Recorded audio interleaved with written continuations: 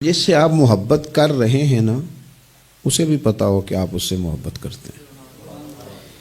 اظہار محبت کی جرت بھی ہونی چاہیے اور اظہار محبت کا سلیقہ بھی ہونا چاہیے۔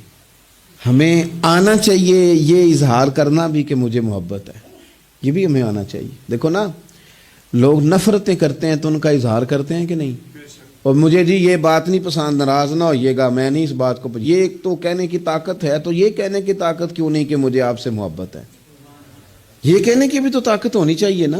اس نے کہا تھا کہ اب تو دشمن کی اداؤں پہ بھی پیار آتا ہے، تیری الفت نے محبت میری عادت ہی کر دی۔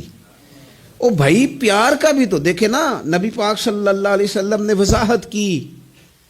حضور فرمانے لگے جب تم کسی سے محبت کرو تو اسے بتاؤ کہ میں تم سے محبت کرتا ہوں۔ مشکات دیکھیے نا، حدیث موجود ہے، فرمایا اسے کہو میں تم سے محبت کرتا ہوں۔ معنی کیا ہے؟ اسے بتاؤ تاکہ اس کے دل میں بھی تمہاری محبت پیدا ہو جائے۔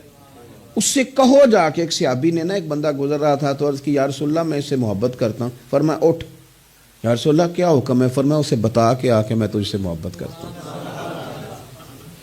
حضور نے اٹھا کے بھیجا۔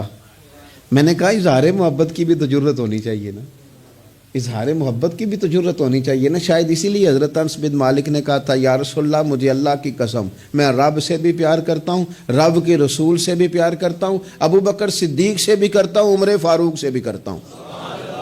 تو نبی پاک علیہ السلام نے فرمایا سن، پھر تو جس چیز سے محبت کرتا ہے اسی کے ساتھ تجھے جنت میں داخل کیا جائے گا۔ تو سلیقہ بھی تو ہونا چاہیے نا۔ محبوب نے فرمایا جا بتا کے آ۔